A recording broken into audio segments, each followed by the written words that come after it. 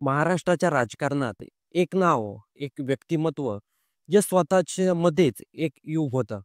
बाळासाहेब केशव ठाकरे, शिवसेनेचे संस्थापक, महाराष्ट्राच्या अस्मितेचा आवाज आणि लाखो शिवसैनिकाच्या हृदयात असलेला एक हिंदू हृदय सम्राट. पण या सिंहाचं आयुष्य जसं तेजस्वी होतं, तसंच त्यांचा शेवटही अनेक चर्चेनी वेढलेला राहिला.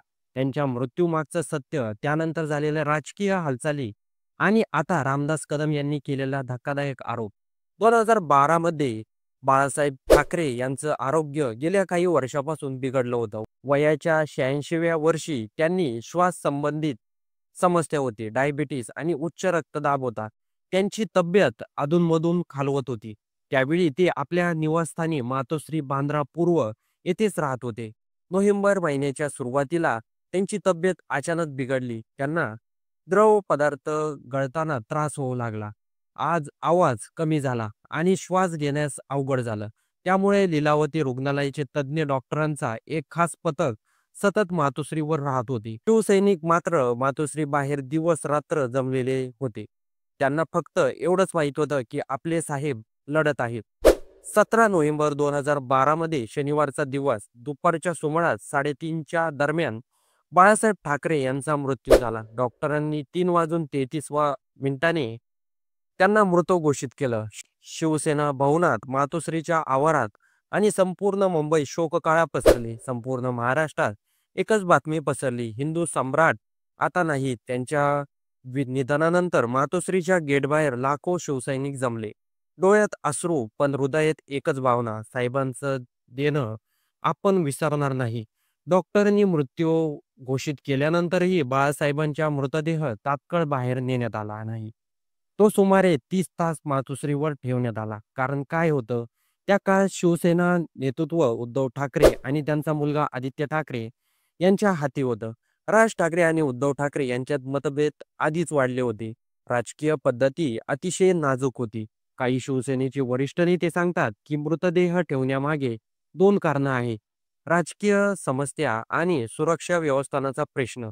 संपूर्ण मुंबईत शोककळा आणि प्रचंड गर्दी अपेक्षित होती. लाखो शिवसैनिक मातोश्रीकडे निघाले होते. त्यामुळे पोलीस प्रशासनाला तयारीसाठी वेळ लागला. शिवसेनेच्या कार्यकर्त्यांना शेवटचं दर्शन देता यावं म्हणून शवयात्रेला वेळ पुढे ढकलण्यात आला. मात्र अलीकडेच रामदास कदम यांनी वेगळा दावा केला आहे. त्यांनी 2025 मध्ये एका मुलाखतीत शिवसेनेचे माजी मंत्री आणि ठाकरे परिवाराचे जुने सहकारी रामदास कदम यांनी धक्कादायक वक्तव्य केलं. त्यांच्या म्हणण्यानुसार बाळासाहेब ठाकरे यांचा मृत्यू झाल्यानंतर उद्धव ठाकरे यांनी 2 दिवस त्यांचा मृतदेह मातोश्रीवर ठेवला. शरीराला बर्फही लावला गेला नाही. कदम यांनी असा आरोप केला की या विलंबामागे राजकीय कारण होते की शिवसेनेत त्यावेळेस वारसाची लढाई सुरू होती. उद्धव ठाकरे यांना पक्षावर पूर्ण पकड बसवायची होती. त्यांच्यामध्ये त्या काळात बाळासाहेबांनी काही नेत्यांना सांगितलं होतं की उद्धव ठाकरेकडं पक्ष देऊ नका, कारण तो जमणार नाही. पण मृत्यू झाल्यानंतर उद्धव ठाकरे यांनी परिस्थिती पूर्णपणे नियंत्रित आणली. कदम यांच्या या आरोपाने पुन्हा एकदा राजकीय वाद पेटला. उद्धव ठाकरे समर्थकांनी आरोप खोटे आणि नीच असं म्हणण्यात आलं. त्यांच्या म्हणण्यानुसार त्यावेळी मातोश्रीवर लाखो शिवसैनिक रडत उभे होते. सुरक्षा आणि व्यवस्था पाहता शवयात्रा पुढे ढकलावी लागली. मृतदेहावर बर्फ लावला गेला होता आणि सर्व डॉक्टरांच्या सल्ल्यानेच केलं गेलं आहे. 17 नोव्हेंबर दुपारी 3:33 डॉक्टरांनी मृत घोषित केला. संध्याकाळी 5 वाजेपर्यंत फक्त परिवार आणि काही वरिष्ठ नेत्यांची माहिती देण्यात आली. रात्री 9 वाजेपर्यंत मातोश्री बाहेरचा जनसमुदाय वाढत गेला. पोलीस विभागाने मुंबईत 20,000 पेक्षा जास्त जवान तैनात केले. 18 नोव्हेंबरच्या सकाळी शिवसेना भवनाबाहेर बाळासाहेबांची शवयात्रा निघाली. मुंबईच्या इतिहासातील सर्वात मोठी अंत्ययात्रा ही ठरली. सुमारे 20 लाख लोकांनी सहभाग घेतला. शवयात्रा दादरच्या शिवाजी पार्क पर्यंत पोहोचली. तिथे पूर्ण राजकीय सन्मानाने अंत्यविधी करण्यात आला. शिवाजी पार्कमधील ती जागा नंतर शिवतीर्थ म्हणून ओळखली जाऊ लागली.